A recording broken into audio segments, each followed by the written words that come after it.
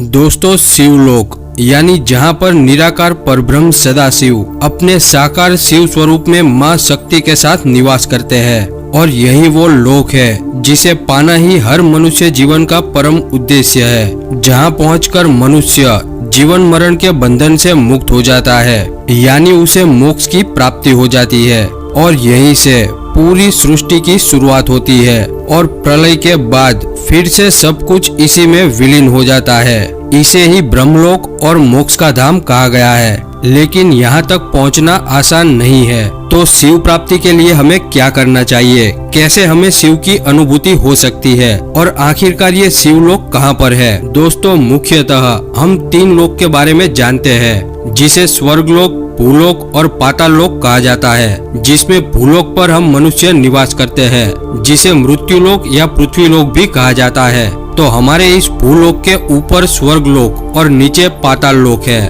और इन तीनों लोकों से ऊपर ब्रह्मा, विष्णु और महेश के अलग अलग लोक है, जिसमें ब्रह्मालोक, जिसे सत्यलोक भी कहा गया है, और ये 10 आयामों में से 5वां आयाम है जहाँ ब्रह्मा जी निवास करते हैं। उसके ऊपर है कैलाश, जहाँ भगवान शंकर माँ पार्वती के साथ निवास करते हैं, जिसे हिंदू शास्त्रों में 8वां आयाम भी कहा जाता है। उसके ऊपर 9वें आयाम में निवास करते हैं सत्यनारायण, जिसे पुराणों में वैकुंठ कहा गया है, और यहीं से नीचे के सभी आयामों की देखरेख होती है और बाकी सारे आयाम इसी आयाम से उत्पन्न होते हैं। लेकिन जो इन सब आयामों से भी परे है, जहाँ किसी भी आयाम का कोई नियम लागू नहीं पड़ता, यहीं से सृष्टि की शुरुआत होती है और अंत में ये संपूर्ण जगत ब्रह्मा, विष्णु और महेश सहित पुनः इसी ब्रह्म में लीन हो जाता है और इसे ही अनंत आयाम या शिवलोक कहा गया है, जिसका ना ही कोई अंत है और ना ही आरंभ,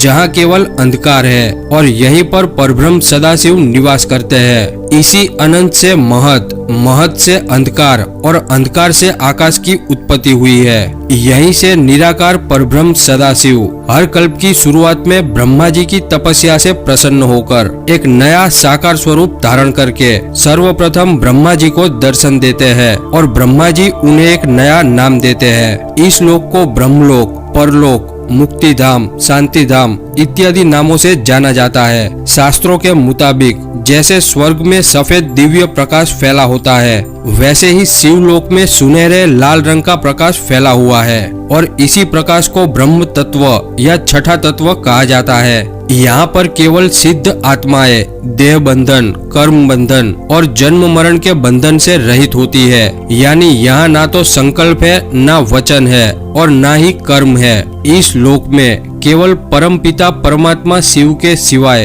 अन्य कोई गुरु इत्यादि नहीं ले जा सकता। और ये जानकारी आपको अच्छी लगी हो तो वीडियो को लाइक करें, शेयर करें और चैनल को सब्सक्राइब करके बेल आइकॉन जरूर दबाएं।